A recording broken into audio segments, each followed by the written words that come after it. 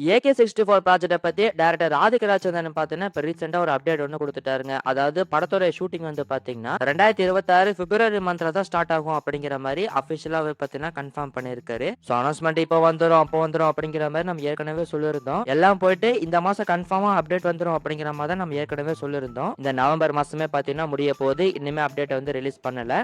So இப்போ ஆதிக் ரவிச்சந்திரன் பார்த்தீங்கன்னா, பிப்ரவரி month தான் படத்தோட ஷூட்டிங் ஸ்டார்ட் ஆக போகுது அப்படிங்கிற மாரி சொல்லியிருக்காரு. ஸோ அப்ப படத்தோட அனௌன்ஸ்மென்ட் வந்து பார்த்தீங்கன்னா, ஜான்வரி மந்த் தாங்க வரப்போகுது. ஸோ ரீசென்ட்டா ஏகே சொல்லியிருந்தாரு இல்லையா, ஜான்வரி மந்த் அப்டேட் வரும் அப்படிங்கிற மாரி. ஸோ அதே மாரி ஜான்வரி மந்த் தான் பார்த்தீங்கன்னா படத்தோட அனௌன்ஸ்மென்ட் வந்து வரப்போகுது. ஆக்சுவலா இப்பவே ஷூட்டிங் ஸ்டார்ட் பண்ணிடலாம் அப்படிங்கிற மாரி தான் பிளான் பண்ணாங்க. ரோமே பிக்சர்ஸ் ராகுல் அவர் தான் படத்தை ப்ரொடியூஸ் பண்ற மாரி இருந்தது. ஆனா ரீசென்ட்டா நம்ம சொல்லியிருந்தோம், ரோமே பிக்சர்ஸ் ராகுல் வந்து இந்த ப்ராஜெக்ட்ல இருந்து விலகிட்டாரு அப்படிங்கிறத நம்ம சொல்லியிருந்தோம். ஸோ இவ்வளவு பெரிய படத்தை தயாரிக்க அவர்கிட்ட பார்த்தீங்கன்னா பணம் இல்ல. ஸோ அதனால இந்த AK64 ப்ராஜெக்ட்ல இருந்து ரோமே பிக்சர்ஸ் ராகுல் வந்து பார்த்தீங்கன்னா விலகிட்டாரு. அதனால தான் பார்த்தீங்கன்னா இந்த ப்ராஜெக்ட் வந்து அடுத்த வருஷத்துக்கு மூவ் ஆயிருக்கு. சோ இத பத்தி உங்களோட ஒப்பீனியன் என்ன அப்படிங்கறத கமெண்ட்ல சொல்லுங்க. சோ ஆதிக் ரவிச்சந்திரன் என்ன சொல்லியிருக்காரு அப்படின்னு பாத்தீங்கன்னா, இப்ப கரண்டா இந்த படத்துக்கான ப்ரே ப்ரொடக்ஷன் ஒர்க் வந்து போயிட்டு இருக்கு அப்படிங்கிற மாதிரி சொல்லியிருக்காரு. அண்ட் கரண்டா பாத்தீங்கன்னா படத்துக்கான லொகேஷன் ஒர்க் வந்து போயிட்டு இருக்கு அப்படிங்கிற மாதிரி சொல்லியிருக்காரு. சோ ஷூட்டிங் வந்து அடுத்த வருஷம் பிப்ரவரி வந்து ஸ்டார்ட் ஆகுது அப்படின்னா, அப்ப அடுத்த வருஷம் தீபாவளிக்கு இந்த படம் ரிலீஸ் ஆகிறதுக்கான வாய்ப்பு வந்து நிறையவே இருக்குங்க. ஆக்சுவலா ஒரு வீடியோல நம்ம சொல்லியிருந்தோம், இந்த AK64 படம் வந்து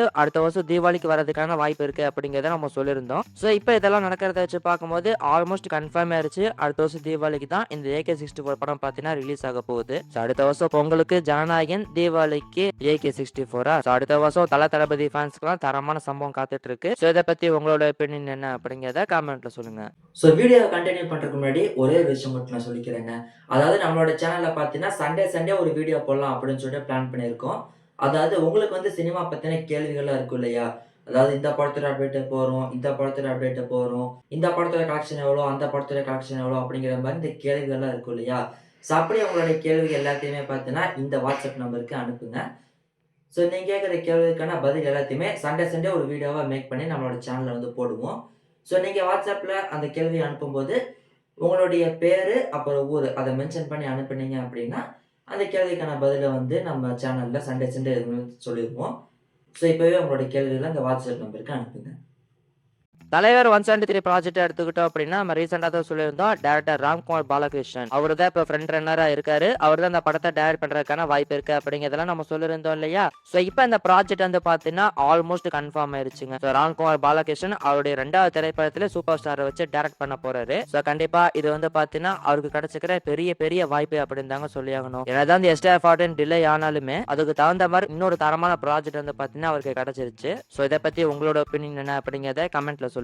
அண்ட் இப்ப கரண்டா பார்த்தனா இந்த ப்ராஜெக்ட்கான ப்ரே ப்ரொடக்ஷன் ஒர்க்கே ஸ்டார்ட் பண்ணிட்டாங்க அப்படிங்கிற மாதிரி நியூஸ் கிடைச்சிருக்கு. சோ இந்த மாதிரி இந்த படத்தோட வேலைகள் எல்லாம் பாத்தீங்கன்னா போயிட்டு இருக்கு. சோ இப்போ இந்த படத்தோட காஸ்டிங் யார் யாரெல்லாம் நடிக்க போறா அப்படின்னு பார்க்கும்போது ஆக்டர் கதிர் இருக்காரு இல்லையா, அவர் வந்து பாத்தீங்கன்னா ஆல்மோஸ்ட் கன்ஃபார்ம் ஆயிட்டாராமா இந்த ப்ராஜெக்ட்ல கதிர் வந்துட்டு நடிக்கிறாரு. அண்ட் இது போக இந்த படத்துல முக்கியமான ரோலுக்காக ஆக்ட்ரஸ் சாய் பல்லவி அவங்க கிட்ட டாக்ஸ் போயிட்டு இருக்கு அப்படிங்கிற மாதிரி ஒரு நியூஸ் ஒன்று கிடைச்சிருக்கு. ஆனா அவங்க வந்து கன்ஃபார்மா இந்த ப்ராஜெக்ட்ல நடிப்பாங்களா அப்படிங்கிறது ஒரு டவுட் தான். சோ இப்போதைக்கு அவங்க கிட்ட டாக்ஸ் போயிட்டு இருக்கு அப்படிங்கிற மாதிரி சொல்லப்படுது. சோ இதுக்கான அஃபிஷியல் அனௌன்ஸ்மெண்ட் வருதா அப்படிங்கறத வெயிட் பண்ணி பார்க்கலாம். சோ இந்த படத்துக்குமே ஆஸ் யூசுவல் அனிருத்தா பாத்தீங்கன்னா மியூசிக் பண்ண போறாரு. சூப்பர் ஸ்டாரோட படம்னாலே அனிருத் தானே. சோ அந்த வகையில இந்த படத்துக்குமே பாத்தீங்கன்னா அனிருத்தா மியூசிக் பண்ண போறாரு. சரிப்பா எல்லாம் இருக்கட்டும், இந்த படத்துடைய கதைக்கெல்லாம் எந்த மாதிரி இருக்க போகுது அப்படின்னு பார்க்கும்போது நம்ம ராம்குமார் இருந்துட்டு எஸ்டிஆர் கிட்ட இந்த STR14 படத்துக்காக ஒரு கதை ஒண்ணு சொல்லியிருந்தார் இல்லையா, அதே கதையை தான் கொஞ்சம் உல்டாவா பண்ணி இந்த தலைவர் 173 ப்ராஜெக்ட் எடுக்க போறாங்க அப்படிங்கிற மாதிரி நியூஸ் கிடைச்சிருக்கு. சோ இதுவுமே பாத்தீங்கன்னா காலேஜ் பேஸ்ட் ஸ்டோரி தான். சோ அதுல STR வந்து பாத்தீங்கன்னா ஸ்டூடெண்டா இருக்கிற மாதிரி இருந்திருக்கும். அண்ட் இதுல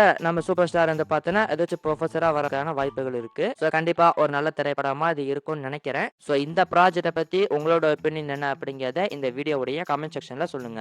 ஆக்டர் சூர்யாவுடைய கருப்பு படத்தை எடுத்துக்கிட்டோம் அப்படின்னா இப்ப ரீசெண்டா தான் நம்ம சொல்லியிருந்தோம், இந்த படத்துடைய OTT டீலுக்காக நெட்ஃபிளிக்ஸ் டாக்ஸ் போயிட்டு இருக்கு. அவங்க இந்த படத்தை வாங்கறதுக்கான வாய்ப்பு இருக்கு அப்படிங்கறதெல்லாம் நம்ம சொல்லியிருந்தோம் இல்லையா. சோ இப்ப நெட்ஃபிளிக்ஸ் வந்து பாத்தீங்கன்னா இந்த டீல ஆல்மோஸ்ட் கன்ஃபார்ம் பண்ணிட்டாங்க அப்படிங்கிற மாதிரி நியூஸ் கிடைச்சிருக்குங்க. சோ நெட்ஃபிளிக்ஸ் தான் பாத்தீங்கன்னா இந்த கருப்பு படத்தை வாங்க போறாங்க, ஒரு ரெக்கார்ட் பேஸ்க்கு வாங்க போறாங்க அப்படிங்கிற மாதிரி நியூஸ் கிடைச்சிருக்கு. சோ ஒருவேளை இந்த கருப்பு படத்தை நெட்ஃபிளிக்ஸ் வாங்கினாங்க அப்படின்னா அப்ப பேக் டு பேக் திரைப்படங்களா சூர்யாவுடைய திரைப்படங்கள் நெட்ஃபிளிக்ஸ் வந்து வாங்கின மாதிரி இருக்குங்க. அதாவது சூர்யாவுடைய சூர்யா 46 படத்தையுமே நெட்ஃபிளிக்ஸ் தான் வாங்கியிருக்காங்க. அண்ட் இந்த கருப்பு படத்தையுமே அவங்க தான் வாங்க போறாங்க. சோ OTT டீல் தாண்டி சேட்டலைட் ரைட்ஸ் அப்படின்னு பார்த்தோம்னா ஜி அவங்க தான் இந்த கருப்பு படத்துடைய சேட்டலைட் ரைட்ஸ் வாங்க போறாங்க அப்படிங்கிற மாதிரி சொல்லப்படுது. சோ அவங்களுமே பார்த்தீங்கன்னா ஒரு ரெக்கார்ட் பேஸ்க்கு தான் வாங்க போறாங்களாமா. அண்ட் ஆல்சோ நம்ம ஏற்கனவே சொல்லியிருந்த மாதிரி இந்த வார வாரமே பாத்தீங்கன்னா இந்த கருப்பு படத்துடைய ரிலீஸ் டேட் அனௌன்ஸ்மெண்ட் வரதுக்கான வாய்ப்புகள் இருக்கு. சோ என்ன பண்ண போறாங்க அப்படிங்கறத நம்ம வெயிட் பண்ணி பார்க்கலாம். ஒரு பக்கம் இந்த பிசினஸ் எல்லாம் போயிட்டு இருக்கா, இன்னொரு பக்கம் இந்த கருப்பு படத்துக்கான பேட்ச் ஆஃப் ஷூட்டிங்குமே பாத்தீங்கன்னா போயிட்டு தான் இருக்கு. அண்ட் இப்ப ரீசெண்டா பாத்தீங்கன்னா சூர்யாவுடைய போர்ஷன் எல்லாம் எடுத்து முடிச்சிட்டாங்க. அடுத்ததா பாத்தீங்கன்னா த்ரிஷா அண்ட் அதர் ஆர்டிஸ்டோட போர்ஷன்ஸ் எல்லாம் எடுக்க போறாங்க அப்படிங்கிற மாதிரி சொல்லப்படுது. சோ இந்த வாரம் பாத்தீங்கன்னா அந்த பேட்ச் ஆஃப் ஷூட் வந்து ஸ்டார்ட் பண்ண போறாங்க. சோ இதுதான் படத்துடைய ஃபைனல் ஷெட்யூலா பாத்தீங்கன்னா இருக்க போகுது.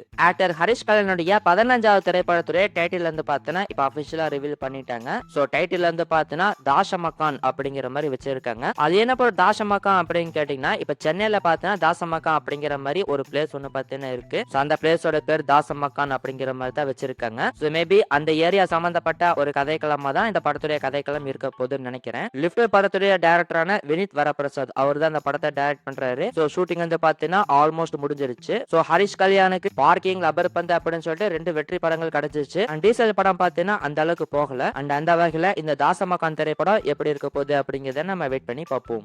ஜனநாயகன் படத்துடைய செகண்ட் சிங்கிள்கான அனௌன்ஸ்மெண்ட் வந்து பாத்தீங்கன்னா சீக்கிரமா எதிர்பார்க்கலாம் அப்படிங்கிற மாதிரி நியூஸ் கிடைச்சிருக்குங்க. சோ செகண்ட் சிங்கிள் வந்து பாத்தீங்கன்னா நம்ம ஏற்கனவே சொல்லியிருந்த மாதிரி டிசம்பர் 4ஆம் தேதி தான் ரிலீஸ் பண்றதுக்கு பிளான் பண்ணிருக்காங்க. சோ அந்த அனௌன்ஸ்மெண்ட் எப்ப ரிலீஸ் பண்ண போறாங்க அப்படிங்கறத நம்ம வெயிட் பண்ணி பார்க்கலாம். அண்ட் அடுத்த அப்டேட் வந்து பாத்தீங்கன்னா படத்துடைய ஆடியோ லான்ச் தானே. சோ ஆடியோ லான்ச்சுக்கு பாத்தீங்கன்னா தளபதி திருவிழா அப்படிங்கிற மாதிரி டைட்டில் வச்சிருக்காங்க.